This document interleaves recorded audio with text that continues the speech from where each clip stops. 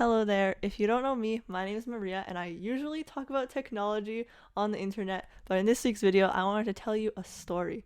So sit down, relax, get some popcorn, and enjoy this very strange situation that I got myself into.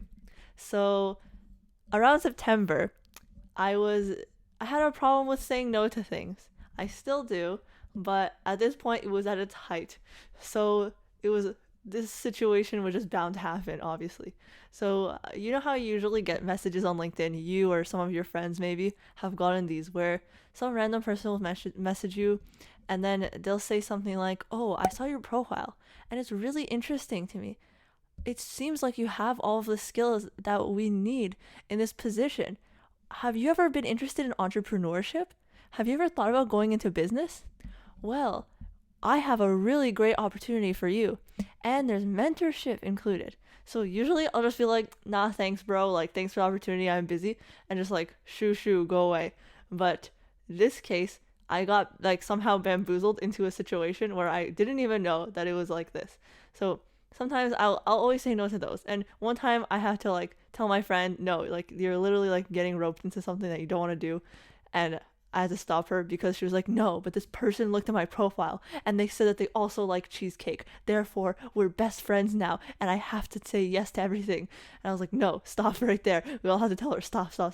In this case, what happened was this normal girl, like seemingly normal, messaged me, and she's from like she lives in America. She's not from America originally, but she's studying her master's degree in America in computer science. And she started messaging me. I was like, "Okay, cool." I was interested in like pursuing a master's possibly, so I started asking her about that. I was like, "Oh, what are you studying for your master's?" And she was telling me it's natural language processing. I was like, "Oh my god, that's so cool," because I was so interested in that at the time, and it's still pretty cool, obviously. So I was asking her about that, but then she kept trying to like divert the conversation to other things. She was like, "Oh yeah, I'm studying my master's in NLP, but I have this side hustle and it's making me so much money." And I'm like, "Cool story. Like keep like so tell me about that master's." And then she kept going on and like entrepreneurship, blah blah blah. And I was like, "Yeah, but like tell me about like school and everything like that." I was just interested in that kind of stuff. And I didn't see where she was hinting, but it was kind of a weird conversation, very awkward, and it was just like stagnated between multiple days, like of us not replying to each other because it just was not like the best conversation. And what happened was a few days later, like nothing, and then she messaged me and was like, "Oh, hey, I'd like to set up a meeting for us to talk." And I was like, "Oh, good idea. Like I'd like to do that because I wanted to learn more about a computer science master's." But what happened was she set up the meeting and she sent me an email. She's like, "A meeting for 1 hour." And that I was like, "Okay, that's kind of suspicious. Like, why would you set it up for an hour? Like, that's pretty weird. Like, usually if you're meeting someone new, you would set it up for like 30 minutes around that, or like yeah, 1 hour sometimes, but like 30 minutes typically." But she set it up for 1 hour, and I was like, "How do I get myself out of this? How do I say in a nice way that like I don't want to talk to you for 1 hour?" So I was gonna try to say something at the beginning, but right when we were having that meeting, she just started talking. Like she was wearing like a suit and everything. I'm just wearing like a sweatshirt because I know it was like a fancy meeting. So she's dressed up for the occasion, and the way she was talking to me was kind of like the way that someone would talk if they're giving a TED talk or a presentation, not like a normal conversation. It was very strange and off-putting, and she kept asking me questions for like 30 minutes straight. She's just like, "What's your life story? What is your family situation? What do you do for work? Blah, blah, blah." Like all these questions. "What are your values in life?" And she's like, "What are your top 5 values in life? And then rate yourself from 1 to 10 on how close you are to achieving those." I was like, "Oh, okay, I want to travel, but I can't because of COVID. I want to help out other people and a few other things." I couldn't think of like a fifth one, but she kept trying to push me to think of a fifth one. I'm like, "Okay, calm yourself down." And it was very strange for like some random person to do that, and I was like very confused because I've never been in such a situation. And I kept trying to ask her questions back, like, "Oh, like what about your family? Tell me about yourself," things like that. And she just wasn't having it. 30 minutes into the conversation, I had to stop her and say, "Okay, what is this all about? Like, what are you trying to do? Like, can you explain, please? Like, you're going around in circles. You're not telling me like straight up what this is about." And she's like, "Oh, okay. So there's this entrepreneurship opportunity where you can get mentorship." And she's like always talking about this random guy who's like her cousin's friend, who him and his wife, they retired in their 30s because they basically were part of an MLM. So they started their business and then they roped in other people. So it's a pyramid scheme essentially. It's the shape of a pyramid, and they were trying to rope people in. Obviously she said it a different way, but I was thinking about this. I was like, okay, this is very strange. She kept giving me random analogies about cars. It's like driving a Tesla versus something else. I don't know. It was very strange. And she was telling me that her value is making money. I was like, okay, that's not my value. So how did that meeting end? Well, the first meeting, well, it ended with her asking me like, oh, are you interested in pursuing this? And I was like, the problem was I had a fear of missing out. I was like, what if this is a great opportunity? I don't know what this is, even though I was kind of suspicious a little bit, and I did not at all like the way that she was talking to me. I was like, still, I wanted to learn more, because it was just like dangling a carrot in front of a bunny, like, oh, come here, and like not telling me enough information. And I wanted to learn more, so I was like, okay, fine. And she's like, okay, I want you to prove that you're a good person and that you do what you say, so I'm gonna send you a PDF, pirated of course, of some random book, and you're gonna read it and like tell me how long do you think it'll take you to read it. I was like, okay, a few days, because it's like only a little bit over 100 pages. But then I told her, I'm reading this other book, so like let me finish that and then I'll read this. So then she gave me this book. It was so weird, but it was actually interesting. I actually forget what it's called. I'll put it up over here. But it was essentially about this main character, and he works at like a company where like he's a salesperson. So picture like the office when they're trying to sell paper. So then he's also trying to sell something, and he hasn't been making the sales, like really high sales. So he's afraid that he's going to be fired after this quarter. So he hears about this really famous guy who does all these like speeches, and like he's a successful business person. He hears about it through one of his coworkers, and he's like, oh, I'll call up that guy randomly and call his secretary and see if I can make a meeting with him, because maybe if I mention his name, then our company, then I'll get like more sales and stuff like that.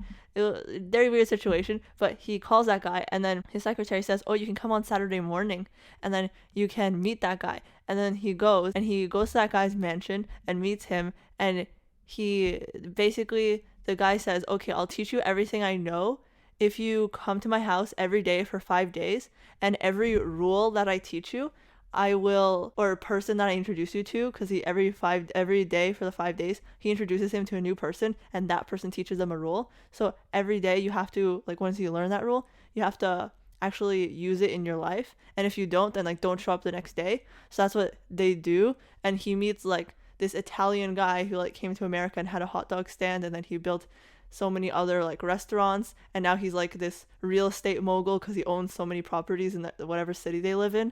And then this other woman who like was a school teacher, and she thought like, oh, why am I teaching 25 people, like 25 kids, and like making minimum wage basically, when I could be teaching 25 million kids by making some like ed tech startup or something. So then she does that, and like each person teaches them a new rule, and the rules are actually good. I need to find them. I'll find them and I'll say them next. Oh, okay, right. I found it, and the book was called The Go-Giver. I found my notes that I took, because what was required of me for the second meeting was to take notes on this book to prove that I read it, and then say what my opinions were about it. And what was suspicious was that one of the authors, it said like there were two authors of the book, and then it was like one of the author of the Zen MLM. And I was like, so in the second meeting I was like, okay, I must bring this up to her.